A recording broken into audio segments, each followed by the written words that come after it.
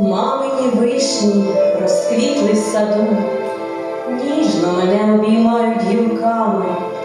В сад весняний я до мами іду, вічності ніби немає між нами.